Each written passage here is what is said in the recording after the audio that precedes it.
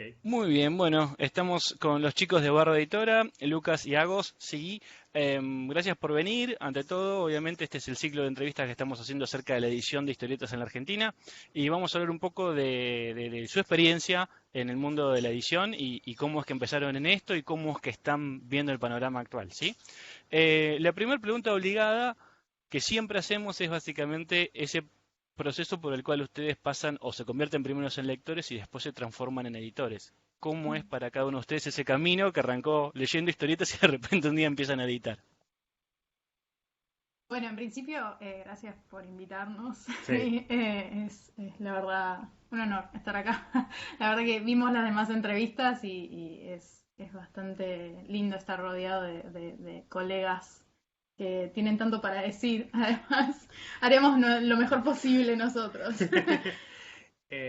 Y nuestro camino como lectores arrancó más o menos a temprana edad, separados. Yo leía mucho cómic de superhéroes de chico, o sea, yo empecé a leer mucho cómic con el arco de Cómic Conosur publicando Marvel. Eso me da un rango etario particular en mi primario leyendo ese momento de coso. Está al lado, yo iba al Normal 4 al lado del Parque Rivadavia y ahí medio que salía y compraba lo que me parecía lindo de tapa y ahí leí cosas.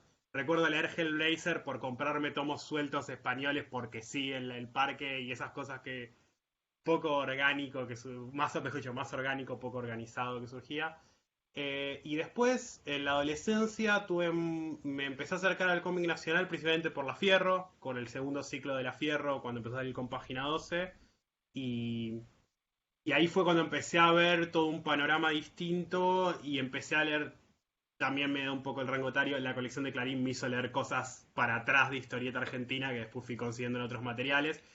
Pero creo que sí, en cierto modo fue eso lo que me aproximó y ahí me quedé como en ese núcleo más nacional y americano mainstream y después fui experimentando otras cosas. Ella tuvo un origen un poco distinto, me parece. Completamente diferente, sí.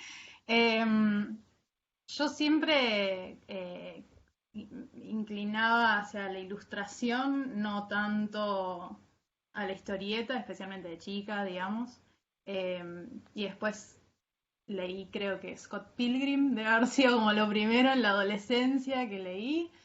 Y después me ingresé en diseño gráfico y como que hubo como un interés secundario en lo que es historieta, iba leyendo casualmente cosas, pero nunca con tanta intensidad como Lucas. Y después empezamos a hacernos más amigos nosotros. De hecho, antes de que empezáramos a editar juntos, de hecho, antes de que seamos pareja, en uno de los cumpleaños que le invité, yo le regalé, que me invitó, le regalé los dos tomos de Dora. Eso fue una de las primeras cosas que leyó de Sí, historieta. sí, creo que fue lo primero, de Sí, hecho. de historieta argentina. Así que Lucas fue el que en realidad me dio como ese camino que ni siquiera conocía en ese momento. Y después me metí en el mundo de la edición. En realidad yo hacía diseño de interiores, de libros, digamos, y como que fui mutando de diseño a edición y ahora quedé como en un punto intermedio que me gusta mucho.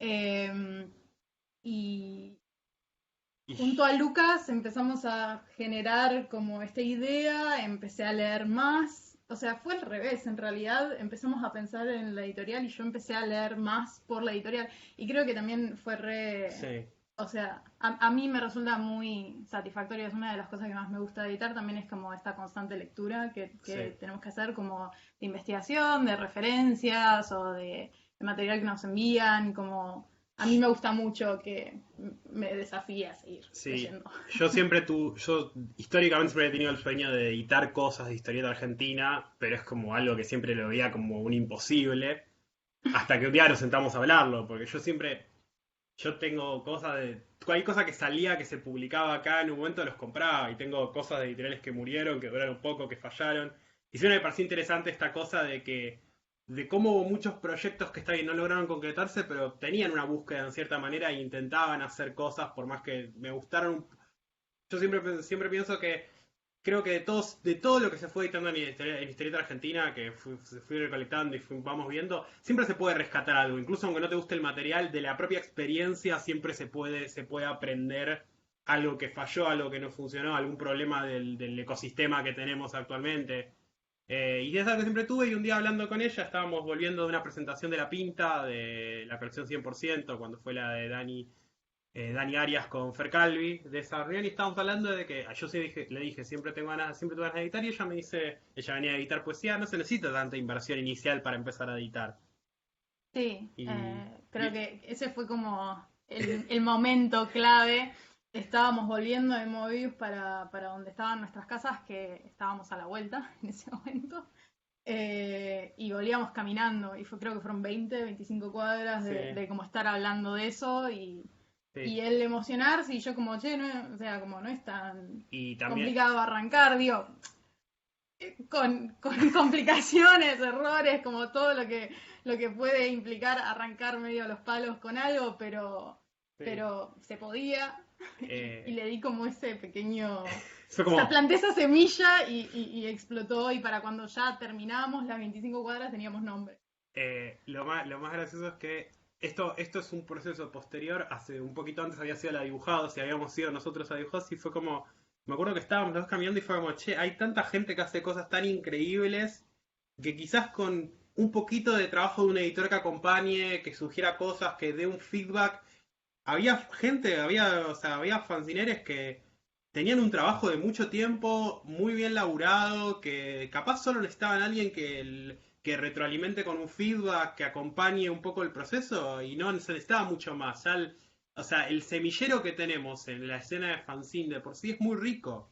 Hay muchas cosas Mm. interesantes de diversos estilos. Entonces, quizás solo faltaba un poco de trabajo desde otro lado, o sea, de ver Sí, cómo un guiño para allá, un guiño para allá, como, las che, esto oportunidades. funciona, esto no tanto, y a Mm, veces que también es difícil autoevaluarse cuando uno está haciendo fanzines, me parece, mm. y como, nada, como vimos también mu- mucho valor en lo que se estaba haciendo en la escena actual, y Sí. eso nos motivó un montón. Y no es porque no se editaran ya cosas que están buenas, justamente veníamos de ver los libros Sí. que salían y hay cosas increíbles, pero igual había aún más todavía para ver y aún más diversidad para aportar en sí al panorama editorial. Eh, y bueno, y ahí fue que empezamos a manijear y cuando nos dimos cuenta ya estábamos en el envión. Me acuerdo que estábamos comiendo una pizza cuando habíamos salido de ahí, en esa caminata, paramos y estábamos tirando nombres así relámpago y empezamos a elaborar como el concepto del barro, de esta idea de como del trabajo de orfebrería, de sacar algo del barro, como la idea del trabajo manual. No, Eh, yo lo acerqué por otro lado, por jugar en el barro, creo que había llovido o algo así, sí, estaba como todo muy mugriento en la calle, como suele pasar en Buenos Aires, había disparado a partir de ahí sí, como esta idea de como también jugar, porque arrancamos desde ese lugar y nos interesa que se sí. mantenga desde ese lugar, Sí, porque también esto un poco la lógica como del oficio y sentimos que nosotros en nuestra búsqueda tratamos de aportar, aunque sea nuestro pequeño granito desde nuestra inexperiencia, lo que tenemos, es tratamos de tratar de llevar un pequeño marco lo más profesional que podamos y tratamos de agarrar las cosas, entonces nos parecía también que estaba esta lógica del oficio, que me parece importante rescatar el oficio del historietista en general como trabajo y no tanto como eh, esta cosa no sé cómo explicarlo en este momento. Como no, que sean que a trabajos veces, sí, pagos, que tengan un exacto, marco, o sea, que haya un desafío. que haya un Vos hablas desafío. mucho de los desafíos que te Sí, gusta plantear, y sí, va por sí. ahí. Cómo podíamos aportar desde nuestro lugar. Nos refuimos igual. Sí, La perdón, pregunta era estábamos. re. No, no pasa nada, no pasa nada. Cuando hablas yo siempre por alguna razón lo asocié, en la última Comicópolis estaba esto de que la parte de la historieta independiente iba a un lugar que se llamaba la Tierra de Fanzines. Entonces yo siempre lo asocié con eso, porque era literalmente en la tierra. O la carpa de la crack, viste que a veces Sí, si llovió hace unos días es literalmente barro. Sí, bueno, la primera crack que fuimos a la carpa, había llovido sí, un montón, y estábamos en una mesa que estaba al lado de un charco de barro, o sea, Sí. literal, al lado de un charco de barro y teníamos nuestro cartelito que decía barro, parecía a propósito. Sí, también es un poco esta idea de, bueno, de tampoco desmerecer el barro, es la base de la construcción, o sea, todo surge un poco de ahí, o sea, todo, tanto los historietistas como los editores, venimos de trabajar, o sea, nadie se... Lamentablemente en la escena nacional argentina nadie se vuelve rico con esto, no es que hay editores multimillonarios, sino que todos un poco estamos trabajando en esta y deslomándonos como podemos para hacer la mejor escena y los mejores productos que podamos. Sí. Chicos, Em, de esta idea de que tuvieron así, que se manejaron y arrancaron a pensar el proyecto, hasta de hecho sentarse concretamente y empezar a invertir y trabajar y armar cosas. ¿Cómo fue qué transición hubo? ¿Qué cosas cambiaron? ¿Qué cosas dejaron de la idea a la ejecución? ¿Puedo? Sí, sí, me río porque dijo de esto a esto. En nuestro caso fue una noche ese salto, porque Fue fue muy, muy, nada. muy intenso el proceso. Fue nada, fue en la presentación, hablamos con Paula, más conocida como Supermercado.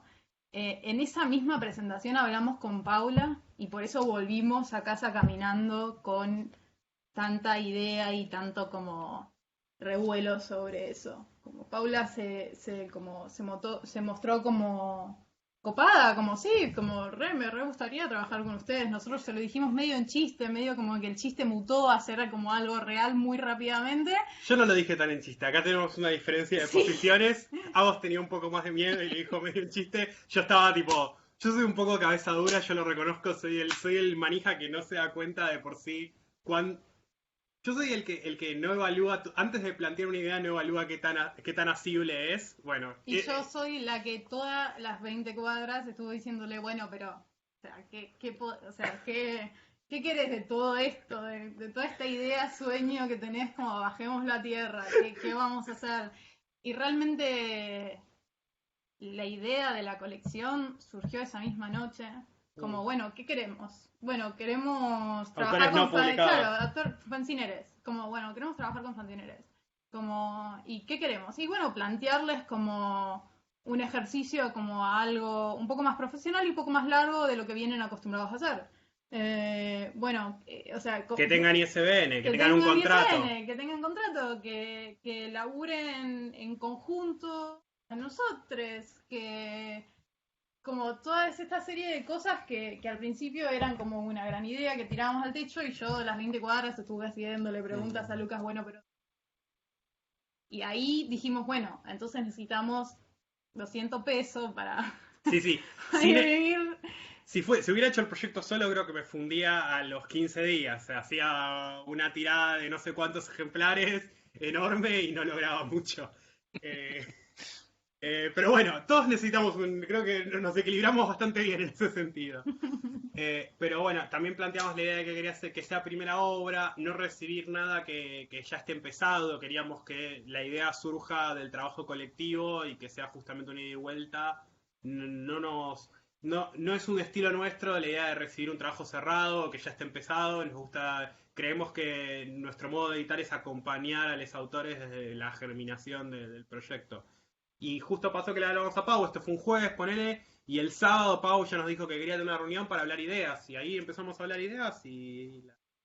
Pues Paula, es cierto, Paula no... nos dio el puntapié, confirmó. Claro, ¿cuánto podemos decir malas palabras en esto?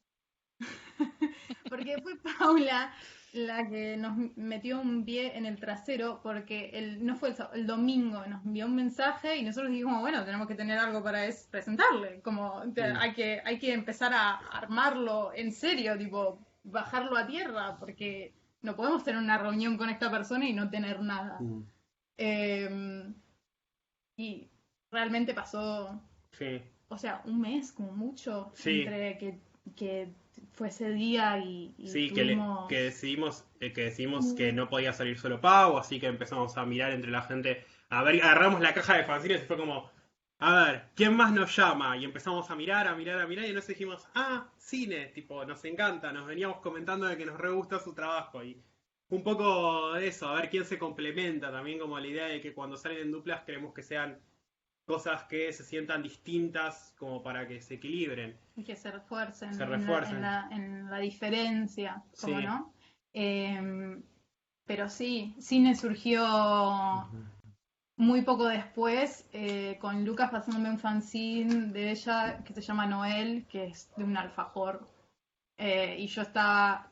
Son 6 páginas, 8 páginas, no sé cuánto es, pero fuera de joda, son 8 páginas y yo estaba llorando para el final. Y dije, esto es de una sensibilidad notable, va por acá. Y fue muy... No, o sea, que no vamos a mentir. Fue muy visceral el proceso, no fue como una decisión como... Teníamos nuestros fundamentos que veníamos charlando, pero a partir de ahí, como esta cosa de Sí, la elección fue como conecto mucho con este trabajo. Bueno, va por ahí, sí, como... teníamos que sentirlo, todo el resto se podía trabajar. Es como, o sea, la clave es que nos cautivara al comienzo, que veamos el potencial y que lo sintiéramos. Y es un poco como venimos trabajando con todos nuestros autores. Es como, nos pasa eso, después todo lo otro se puede trabajar encima. Es una cuestión de comunicación, de aprender a dar feedback, de poder ir dialogando lo que vemos y lo que sentimos que pasa en cada obra. Pero de ahí tiene primero que estar esta cuestión Sí, intangible de sentirlo de alguna manera. es tipo Maricondo, tipo si te Spark Joy. Bueno, es un poco eso. Vemos el laburo de alguien y ambos como nos brillan los ojitos. Es como va por ahí. Y, Sí. y no, bueno, Así que sí, habrá pasado un mes. y también hubo un proceso tenemos que estar muy agradecidos con Santi Khan, que básicamente desde el comienzo, ni bien en un momento, creo que no me acuerdo en qué fue, que no me acuerdo cuándo No fue el primer teníamos nada contacto. publicado. No Fue antes teníamos de nada sacar, publicado. estamos pensando en la publicación y Santi un día nos dijo como, bueno, nos juntémonos. Y Santi nos dio un montón de puntos de cosas en las que él se equivocó o cosas con las que tenemos que tener cuidado. Y nos ayudó mucho a darnos un marco de... O sea, nos tiró un punteo de cosas con las que no tropezar al comienzo y nos dio un montón de ayuda, nos tiró una punta de imprenta, nos tiró un par de ideas de imprentas, nos tiró un par de lógicas que capaz nos faltaban, que teníamos como solo una idea en crudo y muchas ganas de trabajar, básicamente. Y nos sirvió un montón, y nada, y también hay que agradecer que el medio en general, la gente del medio fue muy amigable desde el día uno con nosotros al momento de pasarnos información y ayudarnos cuando teníamos alguna duda. Sí, totalmente. No, Justo nos dan el pie como para hacerles una pregunta que es con respecto al catálogo de la editorial. Ustedes tienen pocos títulos, pero todos tienen como ciertos ejes en los cuales trabajan. La pregunta es básicamente qué es lo que define a la propuesta de ustedes, digamos, como editorial, o cuál es el espíritu que tienen en el catálogo o la selección de los libros, qué es lo que están buscando ahí, qué es lo que ustedes quieren proponer al lector. ¿Querés decir vos? muchas cosas. A ver, Por ahora tenemos una sola colección. O sea, la idea es claro. que Ok. hay un proyecto más a largo plazo con más colecciones, pero... Sí, creo que todo surgió ahí, como esto de presentar desafíos a personas que no habían hecho obra larga, que no habían hecho más de 12 páginas, ponele, de una sentada. Así que arrancó por ahí, y después lo que intentamos es que el autore tenga suficiente libertad como para plantearnos la historia que quiere contar. Y a partir de ahí se arranca. Por eso es que creo que nos gusta también arrancar desde el principio, como de la génesis de la obra, porque, porque también como tratamos de acompañar a que se dé a entender lo más posible lo que el autor quiere contar, siempre, bueno, dentro de unos límites políticos, ideológicos que nosotros creemos, digamos, no publicaríamos algo con lo que no estamos de acuerdo, pero sí, libertad como con lo que les emociona, porque la primera pregunta que hacemos, por lo general, en la primera reunión es tipo, hola, queremos trabajar con vos, ¿qué te emociona? O sea, ¿qué rubro? Si no sabes ¿Qué por tipo? dónde arrancar, ¿qué tipo de cosas te gusta? Hay que pensar en realidad que Génesis la pensamos desde el vamos como una colección de... Nosotros somos bastante militantes del género como estructura. Un tema que está bastante en auge con todo el tema que está pasando ahora con el Fondo Nacional. Y es la verdad una cosa muy que nos alegra mucho ver qué está pasando porque nos parece que es importante. No porque todo tenga que ser géneros, pero está bueno reivindicar clásicos. Y nuestros amigos de Grandes Fomento siempre me hace el chiste de Lucas de Poli como que somos el revival estructuralista. En un marco donde se juega con otra estructura, somos la gente que nos acercamos y decimos como, queremos una colección de autores jóvenes, fancineros, que en primera publicación, que trabajen género. Lo que nos planteamos es, le planteamos publicaciones de historias como tiempo, pero que se puedan encasillar con cierta estructura, con cierto estructura de género, que también es un poco a nivel editorial lo que planteamos, o sea, esta idea de nos interesa aportarle también una estructura al rubro de la edición, tipo, por eso siempre queremos trabajar con contrato, por eso todas nuestras publicaciones que de ICBN queremos una idea de tratar de estructurar lo que va pasando también en la parte de la producción. Y lo que queremos sacar a la gente es eso justamente, que poder ser un puente en ciertos modelos que quedaron como de la vieja historieta, tratar de puentearlos hacia los nuevos autores y producir eso, producir una nueva tanda de estructuras de narrativas de género con esta nueva oleada de estilos y visiones, porque la realidad es que no es lo mismo cómo te va a ver un género una autora de 20, 30 años que estuvo mucho tiempo en la escena fancinera, que tiene otra visión política, que los autores clásicos, que no es por desmerecer, o sea, mucha de esa gente también se los damos como referencia y trabajamos mucho pasando referencias al momento de No, hablar la historia con las es personas. eso, es darle a nuevas voces la oportunidad de como cambiar y ver el potencial que tienen ciertos géneros de otra manera. No sé si es necesariamente eso lo que queremos para con los lectores, o Sí. capaz esa es tu encrucijada, mi encrucijada no tanto va por ahí.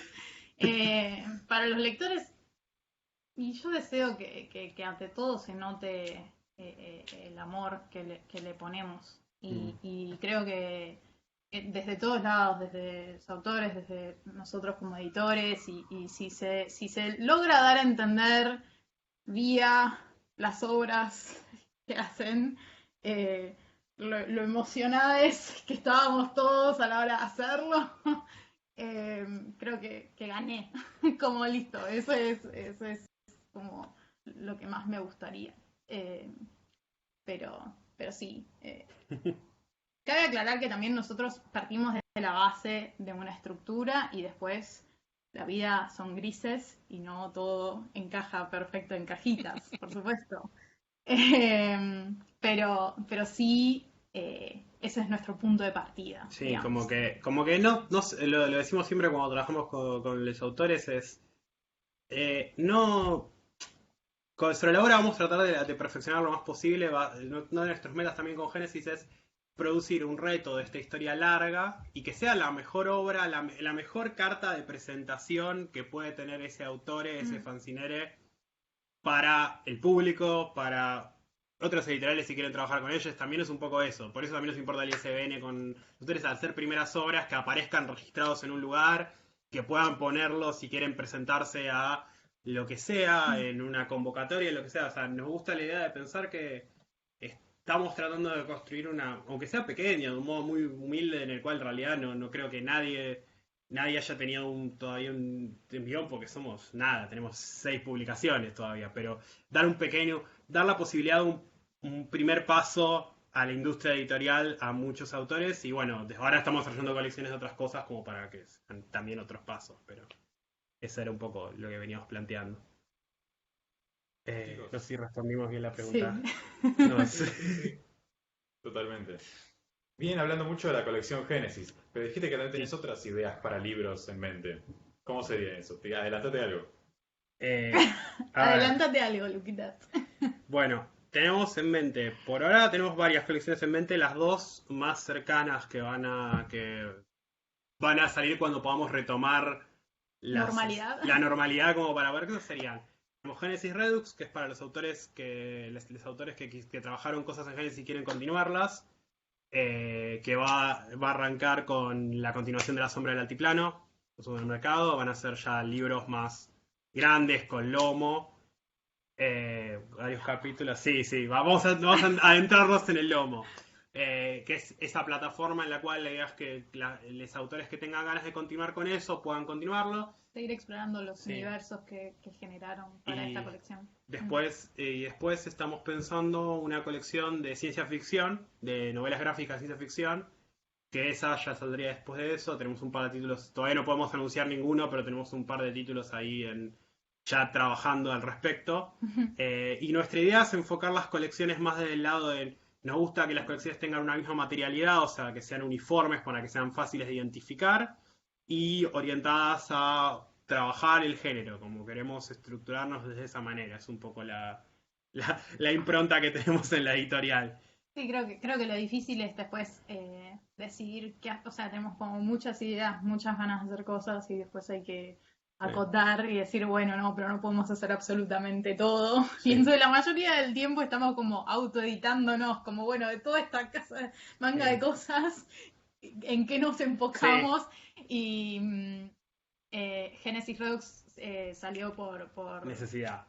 Claro, no sé si por necesidad, pero por ganas de seguir explorando ciertas cosas. Sí. Y ciencia ficción arrancamos por ahí porque es un género que nos gusta mucho, que tenemos mucha conexión y que queremos seguir explorando desde nuevos lugares, creo. Es que si sentimos que el género, si todos los géneros son vehículos para contar cosas, porque al fin y al cabo los géneros son herramientas, no es que el fin es el género. No hay que caer como en los tropes y en los clichés del género por el género, sino que el género es un vehículo para contar un mensaje que uno quiere con cierto código, en cierta manera. Algún género se adapta más a un tipo de búsqueda que otra. Sí. Pero si hay un género que tiene una impronta política y tiene una lógica de transmitir un mensaje y tuvo esa funcionalidad históricamente, es la ciencia ficción. Por más que... Entonces, fue el género en el que más podíamos, hablando con autores, empezar a ver que tenían ganas de contar cosas en esa clave y poder empezar a trabajarlo. O sea... También como excusa para trabajar con gente con la que no gustaría trabajar. Siempre. Que no eran primeras obras, básicamente. Sí, también. También tenemos otra cosa que, por cómo estuve viendo tus entrevistas, quizás se va a englobar en una pregunta posterior. No sé si querés que vaya adelantando o preferís que me lo guarde para cuando preguntes después. Ya está, creo que respondimos la pregunta. Tenemos sí una pregunta de algo que vos mencionaste recién y que nos hacemos con Matías cuando estábamos preparando las preguntas y demás, que tiene que ver con el formato. Ustedes decidieron salir con un formato que hoy es, yo te diría que hasta atípico, que es, digamos, el formato que, bueno, en España se dice grapas, acá son ganchitos, pero ustedes tienen una colección de revistas o de publicaciones que vienen con ganchitos, que ya no se ve, y la pregunta es, ¿por qué eligieron ese formato y no fueron directamente al binder? ¿Es una cuestión de estética? ¿Fue una cuestión natural que se les dio? ¿Se lo imaginó así desde un primer momento?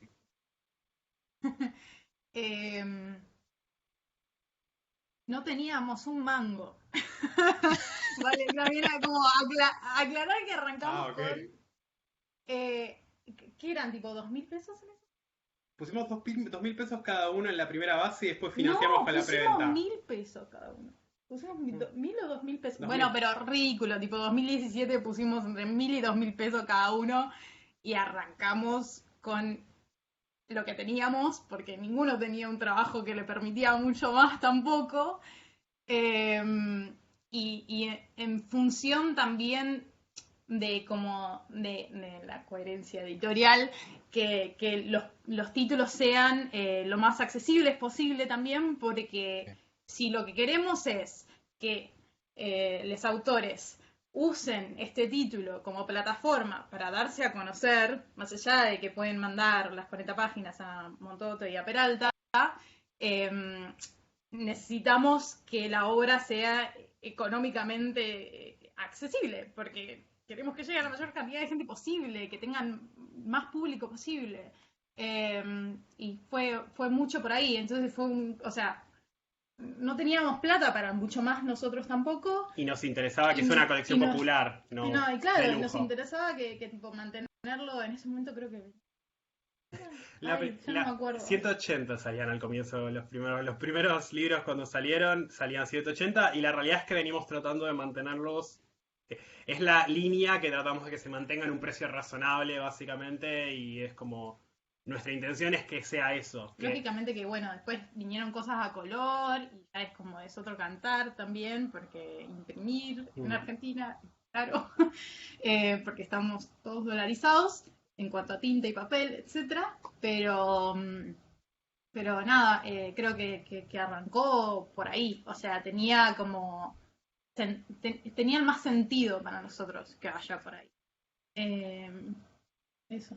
Sí, además ahí ya entra un componente mío de nostalgia que nos gusta un poco la revistita también, como la lógica de la materialidad de la revista tiene su peso en lo que en la simbología popular de la historieta, de alguna manera, como y nos parece que 40 páginas era lo máximo que se podía hacer un abrochado sin que se te abra todo y sea un desastre, y era un buen reto para la gente. Entonces, si te fijas, toda la colección Génesis todo es 40 páginas con una doble, con esta estructura, y se mantiene así, o sea, nos gustan las cajitas. Claro, sí, nos gustan las cajitas, después se rompen las cajitas, pero como nos gusta la idea de las cajitas y ¿qué iba a decir? Y también era un formato dentro de todo familiar para la persona que viene a hacer un fanzine. Como el tema del engrampado permite ciertas cosas como 12 páginas que con mucha más naturalidad, digamos, que si tuviese lomo. Hay como varias cosas a explicar cuando estás haciendo un libro con lomo por primera vez. Bueno, que tenés que dejar más margen interno que externo y que no podés hacer algo en el medio de la página porque... Cosas que estamos aprendiendo también nosotros ahora trabajando en el como, sí, pero son todas cosas que inevitablemente hay que aclarar y tener toda esa conversación, es medio un quilombo, la página adelante, de atrás, de izquierda, de derecha, y creo que era lo más también familiar que podíamos manejar con relativa naturalidad. Era un poco lo que nos pasaba cuando empezamos la colección también, al ser unas primeras obras, queríamos que no sea que estábamos agarrando un autor que vino a hacer fanzines de 20 páginas y de repente le vemos un libro de 80 con lomo. Porque nos parece que, en cierto modo, el proceso de desarrollo tiene que ser una curva y tenés que tener la posibilidad de hacer un trabajo, un mediometraje después del corto, que tenga similitudes con lo que venís trabajando, pero a la vez sea suficientemente complejo como para que sea un reto. Entonces, un poco la colección la fuimos pensando en varias dimensiones y fue encajando conforme nos servía para varios cines, en cierta manera. Sí, fue las cositas de escritorio que son como medio puzzles que vas enganchando cosas y de pronto como fueron encastrando todas las cosas hasta que quedó como un cubito que funcionaba. Honestamente, sí. Fue un poco así, se fueron como acomodando. Sí, y de golpe a la gente le gustó y fue como wow. Sí. Fue medio wow. Sí, no esperábamos que fuera así. Crear una estética, digamos.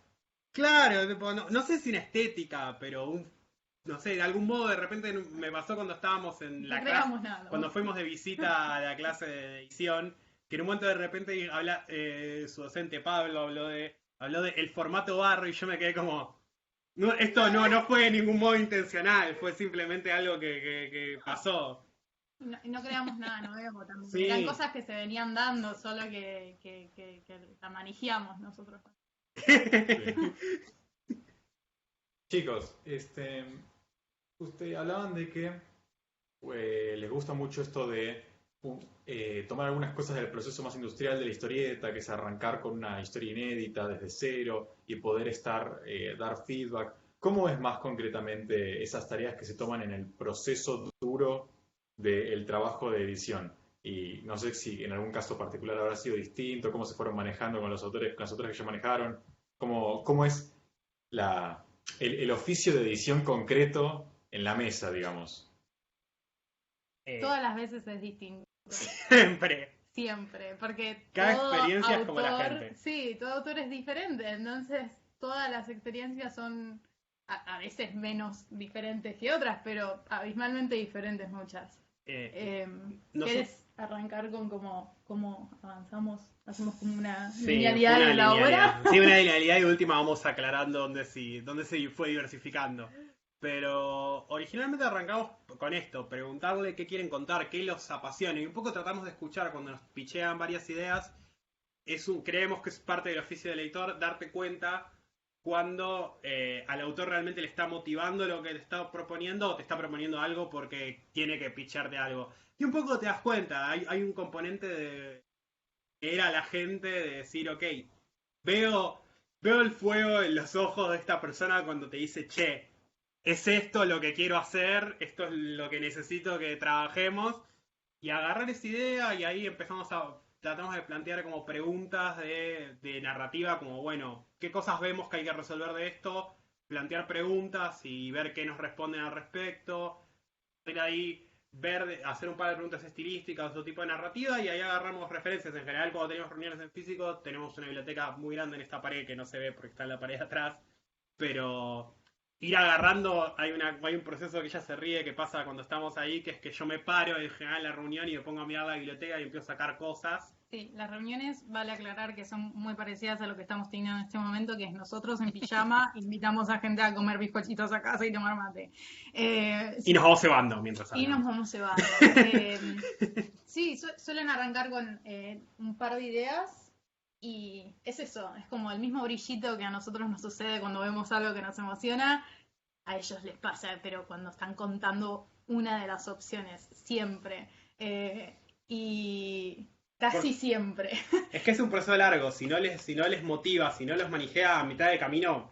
Sí, entonces tiene que ser como algo que le brillaron los ojos, listo, va por acá, porque si vas a estar un año haciendo una cosa de la cual estás acostumbrada a estar dedicándole 4 días, una semana, un mes, y de pronto tenés que hacer algo un año, tiene que ser algo que te vuela la nuca, que tenés muchas ganas de contar. Y sí, y después viene la parte de como, bueno, a partir de lo que nos contás, ahí Lucas empieza como en su estado wombat, viene como y hace como, y empieza a mirar la biblioteca así, para acá para allá, es muy gracioso de ver. Parece que está desconcentrado, pero está como hiper concentrado.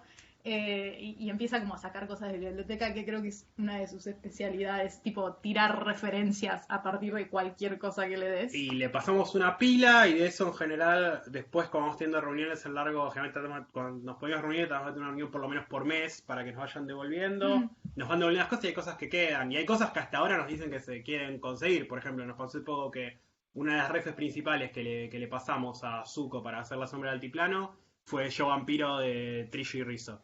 Y lo leyó, se lo quedó todo el proceso, y ahora que está trabajando el nuevo libro nos contó hace poco en una reunión que se lo compró porque le parecía una piedra fundamental como referencia para trabajar. Y si mirás estilísticamente, la Cholita tiene muchas similitudes.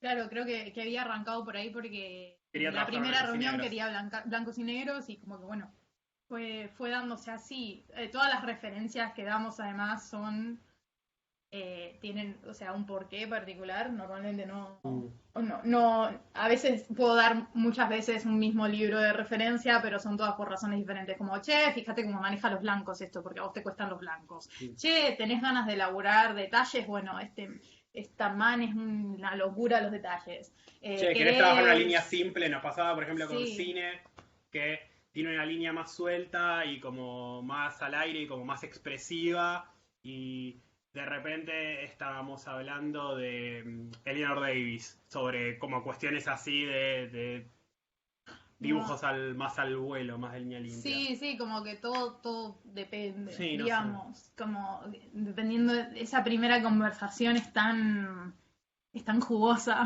o sea, está tan llena de contenido, porque es como el núcleo del cual después todo se dispara. Y a veces nuestro trabajo es recordar esa primera instancia, como en los siguientes meses, como, che, no, pero lo que me dijiste que querías contar era esto, como no te desvíes, no te desvaríes, no te vayas para acá, che, si lo que querés es contar esto que nos dijiste, no se está comunicando. No se está comunicando, porque... recuperar ese caos pasional que se produce al comienzo del proceso creativo y hacer que no se pierda esa chispa a lo largo. Y después el proceso, bueno, vamos tratando de acuerdo a cada autor le vamos pidiendo cosas distintas, no sé, que de repente una escaleta, ir viendo el proceso, ir viendo la escaleta. Hay gente que hace guión, hay gente que salta de la escaleta a tratar de hacer un pequeño croquis, o sea, la gente se saltea distancias, pero tratamos de que igual mantenga un proceso escalonado como para poder ir revisándolo e ir hablando en cada uno de los medios.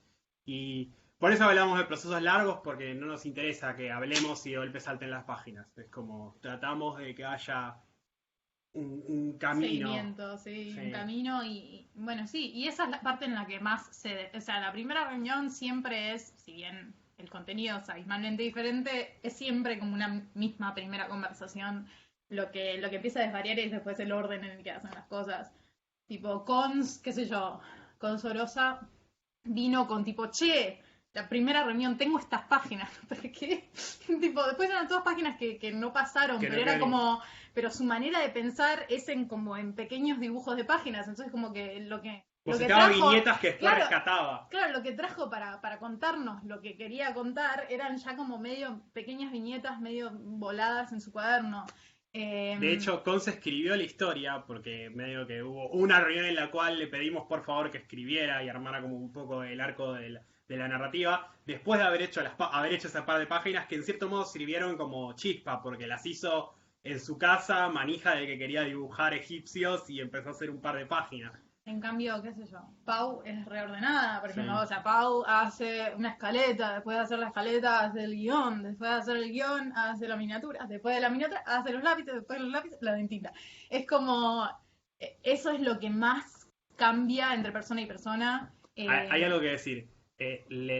Les alumnos de Calvi tienen todo es más o menos el mismo método y Tiene una son tendencia. muy estructurados. Se nota que Calvi les agarra y es como, no, primero esto, después esto, después esto. Entonces, justo con la gente de Calvi son la gente que más nos tocó un método más organizado.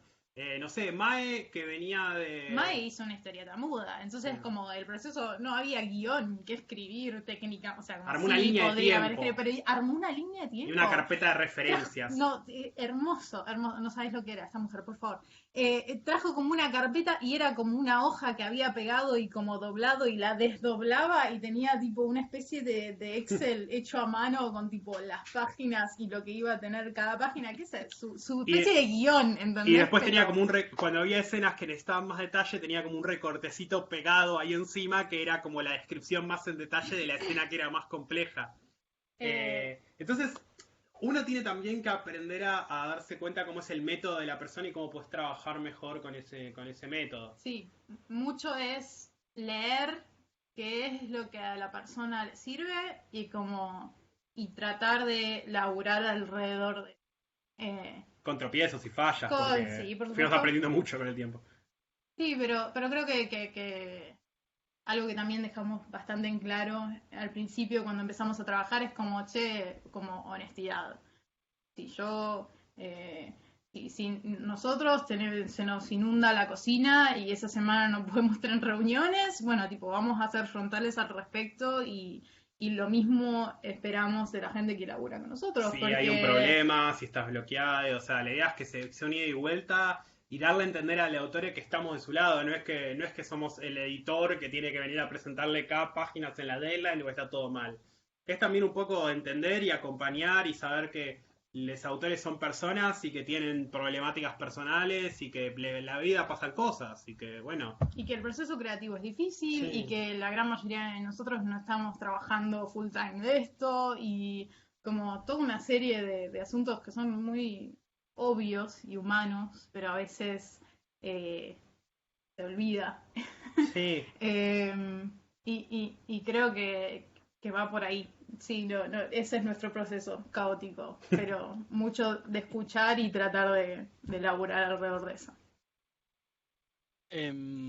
Otro de los aspectos que veíamos con respecto a la propuesta editorial que ustedes tienen es la forma por ahí de comercialización. Nosotros estábamos buscando y tienen su página de Facebook, tienen su página de Instagram, pero no tienen por ahí una estructura tan armada como las demás editoriales.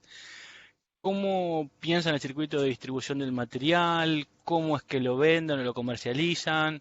Digamos, ¿qué dificultades se enfrentan con respecto a eso? ¿Cuáles son sus fuertes? Ok. Lo pusimos en duda, Lucas.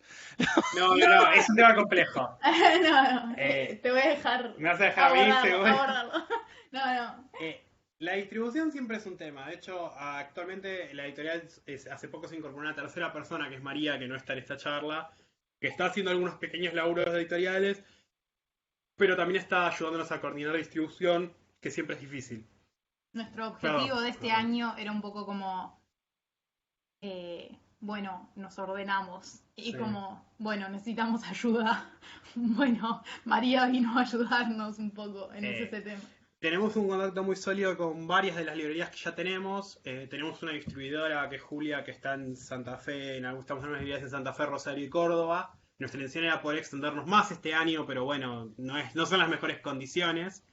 Estamos organizándonos, por eso también establecimos los posts sobre dónde estábamos, porque la realidad es que fue muy caótico nuestro proceso. Fue como, bueno, vamos a empezar, y también así nos agarró, que de repente no teníamos en claro dónde estábamos, era difícil.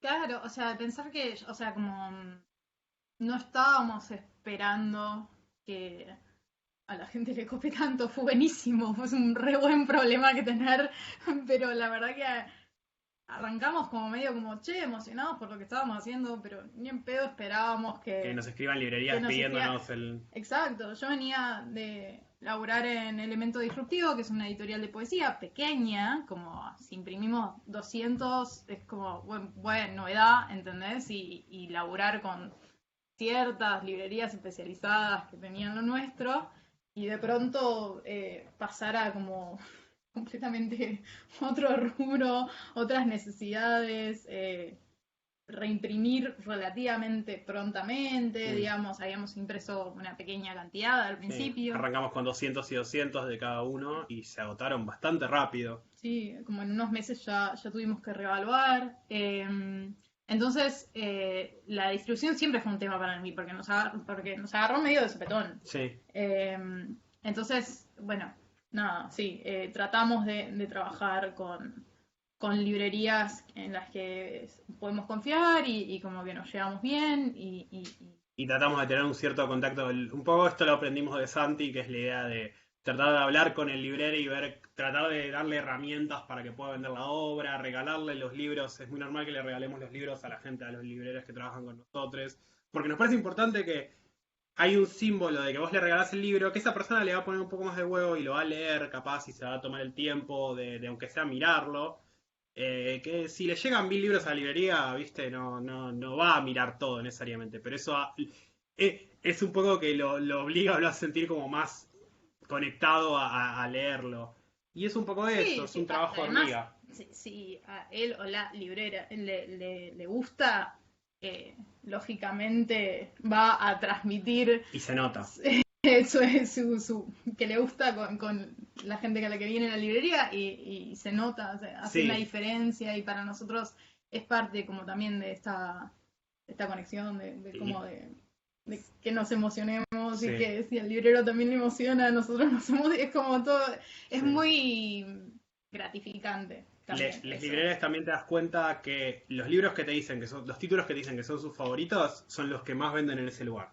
Siempre funciona, porque al primer momento que le dan un pie, dice, che, esto está buenísimo, tomá, y se lo acercan, y sigue funcionando. Y bueno, también un poco de la distribución, lamentablemente no hay una estructura tan establecida, tan clara en la Argentina, como para poder hacer una distribución más amplia y federal, que es algo que nos encantaría, pero es bastante difícil. Entonces un poco nos apoyamos en que, bueno, de repente coordinamos con Santi o los chicos del clan, o sea, editores con los que nos tratamos habitualmente. Che, hay que llevar una caja, hay que acercar una caja a tal lugar en Santa Fe. Bueno, che, vas a mandar una encomienda. Bueno, te arrimamos los libros y mandamos el paquete todos juntos para que sea más barato y reducir los costos. Y un poco la idea es, bueno, en trabajo de hormiga, ir extendiéndonos en el territorio. Tenemos un par de librerías que tienen envíos a todo el país y tratar de, bueno, arrimarle cuando alguien nos pregunta, che, ¿cómo consigo esto acá? Bueno, che, fulanito hace envíos, fulanita hace envíos. Y bueno, es así, es un trabajo diario, es lo que más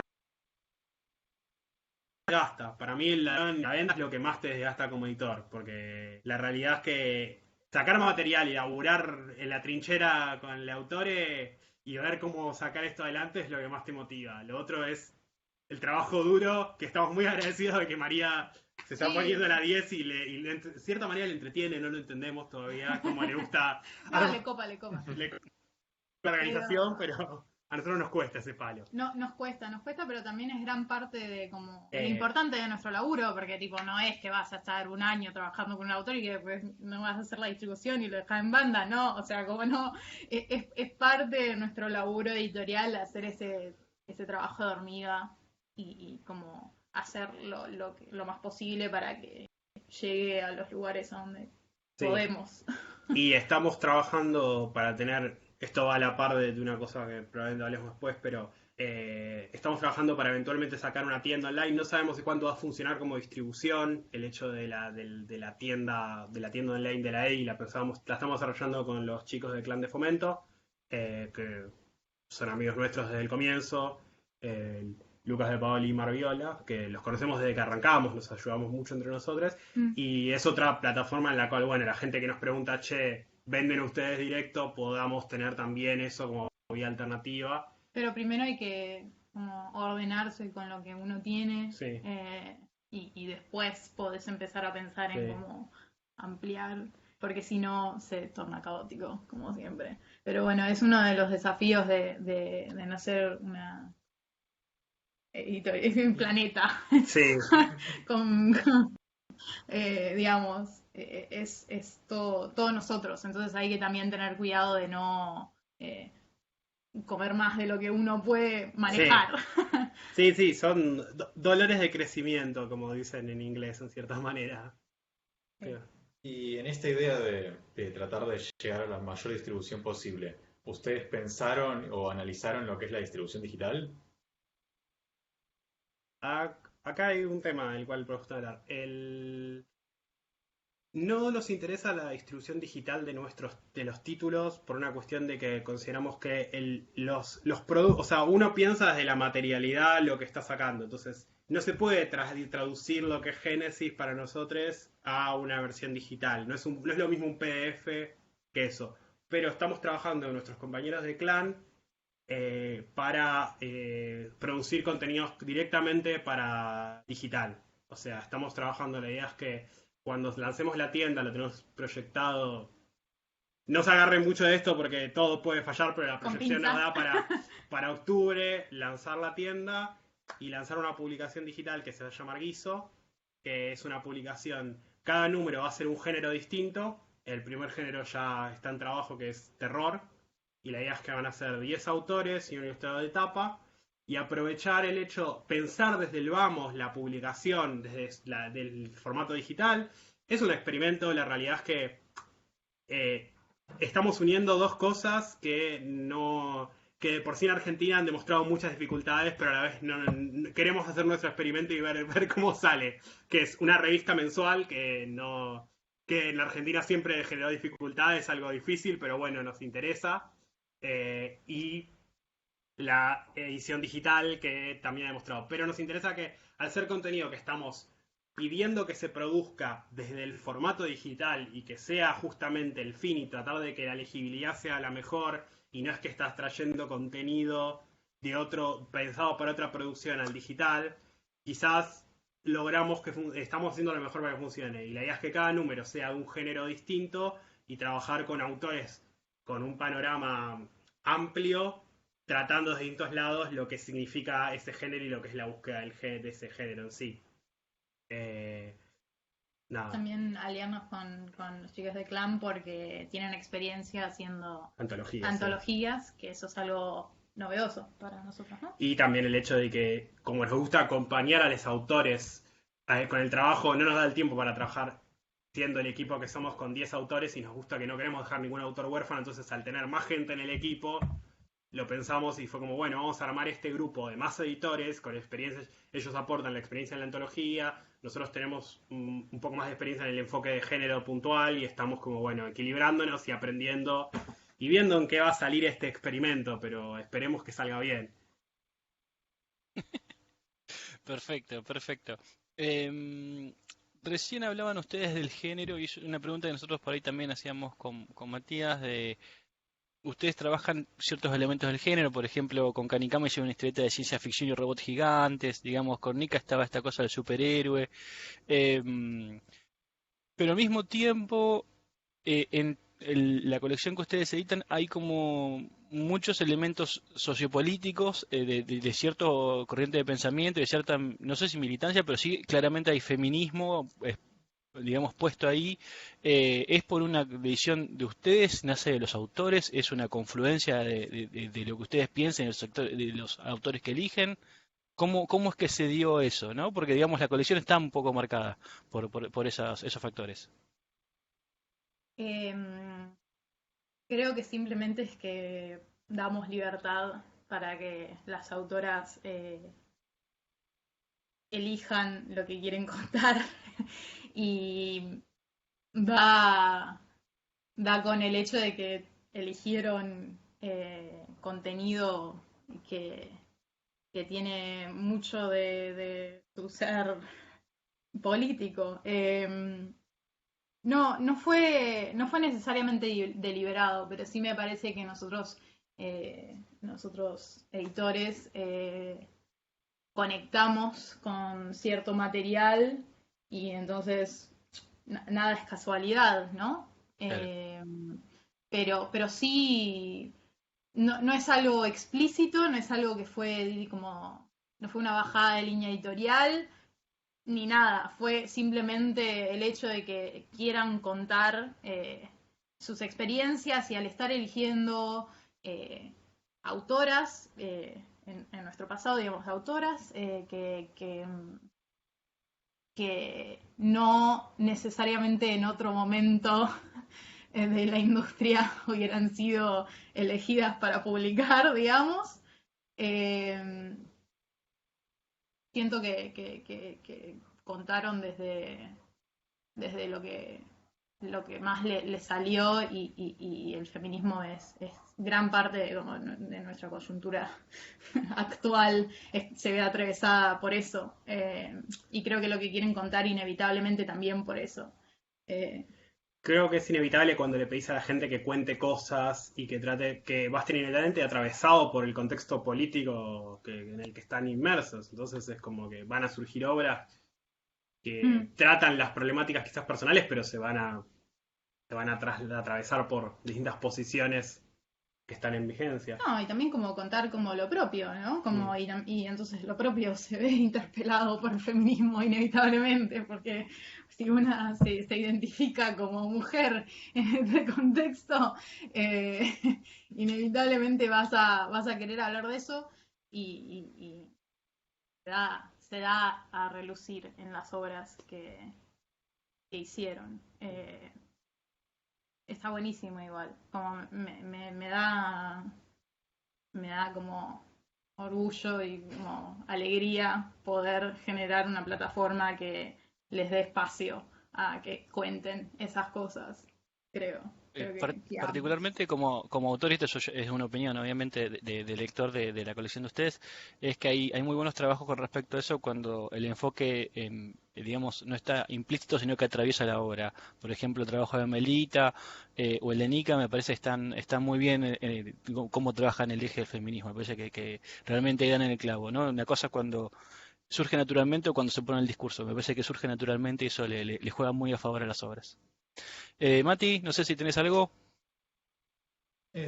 Sí, bueno, ya más acercándonos a lo que es ahora y estos planes que ustedes tienen en mente, ¿cómo se vieron ustedes atravesados por digamos, por la cuarentena y las nuevas políticas y cómo los afectó al principio y cómo se vienen adaptando o solo están pensando a futuro para un futuro sin cuarentena o si ya se están acomodando para seguir trabajando con la coyuntura actual? Y más o menos, ¿no? Nos vamos acomodando. Sí, estamos aprendiendo de a poco, creo.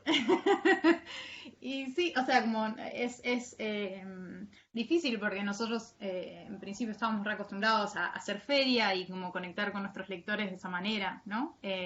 Nos gusta mucho como nos gusta mucho juntarnos y hacer reuniones con los autores y nos gusta también como la cuestión de como De los eventos. de los eventos y poder ver, conocerse con los lectores. Y es difícil y nos estamos como adaptando más o menos un poco incómodos a como esta cuestión como digital, por lo menos en lo personal, como el tema de las redes como me atormenta un poco, como sueño a la noche, como que no, tengo que generar posteos, pero bueno, de a poco estamos tratando de como maquinar maneras de como rescatar esa conexión que logramos tener con la gente por fuera de cuarentena en cuarentena.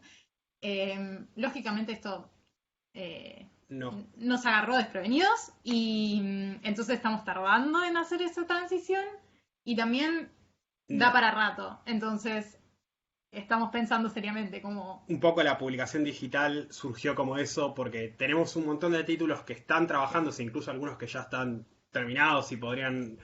Nuestro cronograma original, ambicioso, nos daba para sacar 8 títulos este año. Re ambicioso. Re ambicioso, pero era lo que pasa. aspiramos. Pero era lo que aspirábamos, era 8 títulos este año. Y la realidad es que nos pasa que sin eventos, sin poder juntar presentaciones, es medio raro. Nos preocupa que al ser mucho de lo que empezamos a sacar era primera obra este año, y es un poco difícil mandar a la primera obra de un autor a salir en cuarentena. Nos parecía que es un quemo y estamos como tratando de ver por eso producción exclusiva digital para que pueda salir. Y cuando podamos empezar a tener reuniones de gente, al menos una cantidad, y empieza a haber algún evento o algo que podamos hacer, ya empezar a lanzar y ya tener todo preparado como para hacer el envión y seguir sacando cosas, porque nos parece que no podemos inmolar a alguien a salir ahora por mucha difusión que le hagas. No, o qué sé yo, o también estamos viendo sobre la marcha, qué sé yo, capaz en enero del año que viene nos damos cuenta que no vamos a salir hasta el 2024, bueno, entonces vamos a ver cómo hacemos presentaciones digitales que tengan onda, porque qué sé yo, como todas estas cosas hay que verlas sobre la marcha, inevitablemente. Si el gobierno puede reestructurar la cuarentena cada 15 días, nosotros tenemos la posibilidad de ir acomodándose. Cada 15 días, efectivamente. Pero bueno, estamos viendo y estamos aprendiendo sobre la marcha como todos, me parece. Sí. Estamos muy emocionados por la gente con la que seguimos trabajando y por lo que vamos viendo, pero por ahora estamos más en tratar de ayudar a las librerías como podemos y tratar de ver cómo se puede mantener y ir preparando las cosas como para salir con todo el envión cuando sea necesario, junto a esta publicación digital con los chicos de Clan. Que es perdón, quiero aclarar una cosa porque más parece que cuando vamos al digital es como una cosa nueva. La idea es que nos interesa que el digital sea un complemento y que cada cosa surja volado. Perdón. Una consulta más, que es una pregunta que también la discutíamos con Matías, y por ahí es la pregunta más urticante de toda esta entrevista, que es a veces, al menos hablando con Matías y hablando con alguna gente, digamos la percepción de que las publicaciones de ustedes están más emparentadas con el fanzine que por ahí con el libro en sí. ¿Cómo es que ustedes lo piensan? ¿Cómo es que ustedes lo viven? ¿Les llegó el comentario? ¿Cómo es que se paran frente a eso? El comentario de fanzine de manera despectiva, además. Bueno, ustedes saben, nuestra posición acerca de los fanzines no es despectivo en lo más mínimo. No, el suyo no es despectiva. No, pero nos ha llegado de manera despectiva a nosotros. Digo, ¿cómo decirlo? Nuestra posición ante el fanzine, como la de ustedes, digo, como para nosotros no es despectivo. Es la cuna del todo. Sí, es la cuna de nuestra editorial, por lo menos, eso seguro. No nos ofende que nos digan fanzines, ni un poco, pero... No sé si lo pensamos así, como... Lo pensamos desde otro lugar y como un lugar de transición, esto de que es un mediometraje, lo decimos un montón, un poco jodiendo, un poco motivando a los autores, porque es como un fanzine largo en algún sentido, pero como... También sí. Creo que hay como un componente de que las autoras que elegimos publicar y que han salido en un pasado, son todas del movimiento de fanzines, entonces como que inevitablemente se emparenta ahí, la gente como que lo engloba todo en una cosa lo mismo, y también son mujeres, que a veces hay mucha gente a la cual no le interesa darle tanta bola, y entonces elige verlo de una manera despectiva. Creo que hay un componente ahí, pero es que me lo voy a tomar personal, ¿no? O sea, hace creer lo que quiera, qué sé yo, como Igual, un poco... quiero aclarar porque creo que tomamos el enfoque del lado del prejuicio. Yo quiero decir, igual no creemos que sean fanzines, porque el fanzine surge de una lógica de autoedición, y la realidad es que de la idea de que es un trabajo autopublicado.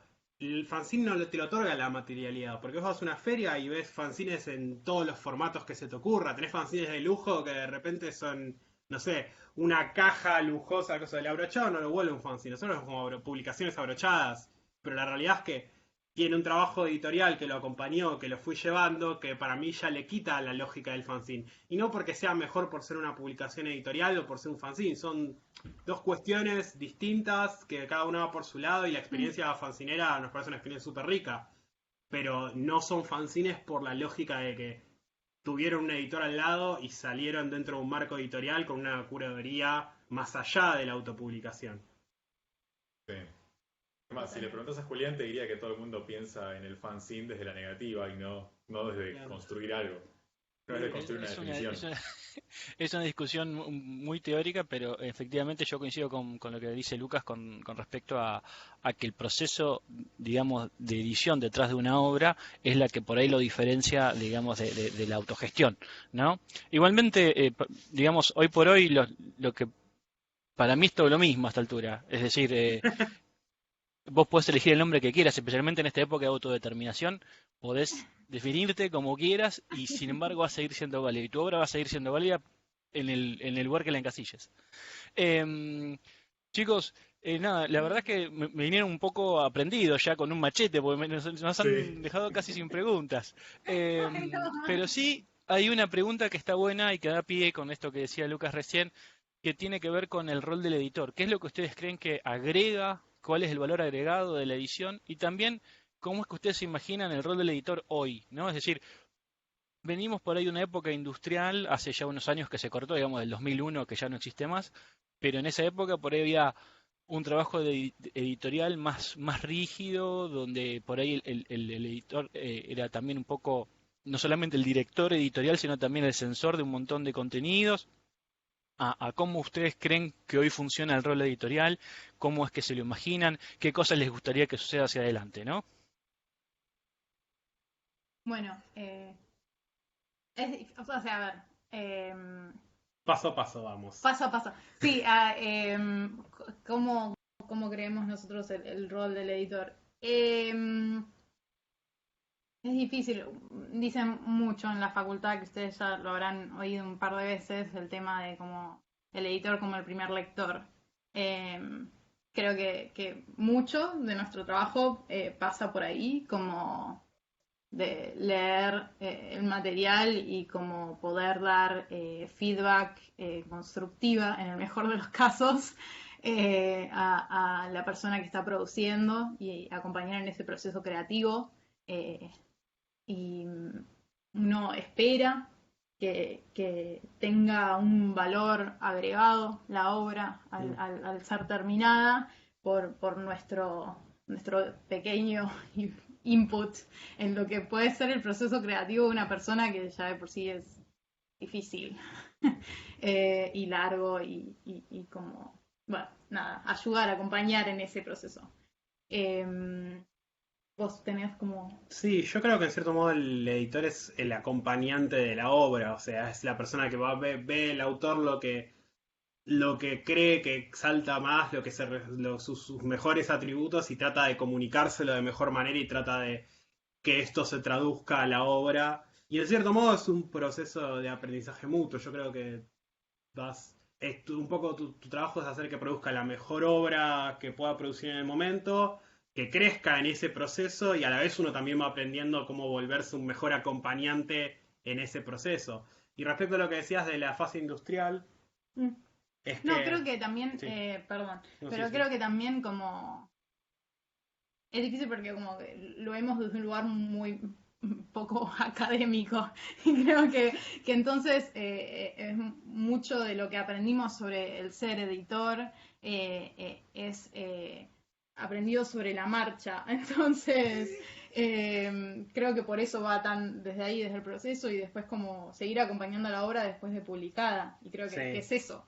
Que salga de la mejor manera, controlar la impresión y controlar cómo eso se traduce al formato gráfico, también en cierto modo es un trabajo que tiene que aprender el editor, que eso se vea, que todo el trabajo que puso el autor en la obra salga de la mejor manera posible a las manos de los lectores. Pero lo que quería decir es, un segundo, hablando de la fase industrial de la edición, es un debate que tenemos habitualmente con otros editores, que a veces se ve con ojos negativos la fase industrial de la edición, pero también hay que, más allá de la censura, porque vi que cuando hiciste la pregunta hablaste como pusiste un poco de hincapié en la censura, y yo creo que también hay que hablar un poco de la motivación había esta cuestión de los disparadores y de cómo surgían las obras, que también es interesante y hay que ver de rescatarlo. Sí, hay que quizás manejar adquirir un trato más humano y una horizontalidad que quizás algunas de esas publicaciones no tenían, en la cual era como, bueno, entregame esto ya y lo vemos. Pero también hay que saber reivindicar esta cuestión de cómo surgían los proyectos, que también tenía que ser interesante en algunas maneras, que es el hecho de que el disparador a veces puede venir del editor y rebotar y producirse un intercambio que ahora ya quizás no se puede dar tanto por cómo es nuestro... Acá me miran con cara... que quizás es algo que no se puede dar tanto por cómo es el hecho de que somos editores como segundo trabajo, ¿viste? Es como muchos hacemos cosas y además somos editores. Y no tenemos como esta cuestión de que podemos dedicarle todo el tiempo a editar en sí. Acá me miran con... No, tu fla, está bien. Cuando hablaste de no ver solo lo negativo de la producción industrial, a Julián se le miraron los ojos. ¿Por qué? No, bueno, yo soy coleccionista de viejas épocas de la historieta argentina. Todo esto que está acá atrás es historieta argentina industrial. Digo, es verdad, hay un momento, esto ya es una opinión mía, no pertenece a la entrevista, pero sí creo que está bueno decirlo. Lo que vos decís ahí, Lucas, tiene mucho de cierto. Es decir, el buen editor o el editor que sabe hacer lo suyo, finalmente también piensa en el lector y piensa también en las obras y piensa en los mejores artífices para esas obras y a veces el secreto de un editor está en poder ver el potencial y potenciar a ese artista para que dé lo mejor. Y cuando tenés una industria por ahí más potenciada o por ahí más grande o autosuficiente, eso se convierte en una necesidad, ¿no? Hoy por hoy es casi una elección, pero nada, eso es una gran verdad. Chicos, nada, la verdad es que salió un poco más corta la entrevista que lo normal, pero súper rica, súper interesante, encantados de conocerlos porque es la primera vez que hablamos en serio, o al menos en forma así, digamos, extendida. Mati, no sé si querés dejar alguna cosa, alguna pregunta última, o estamos. No, estoy completamente satisfecho. Bien, chicos, hablamos me encantó.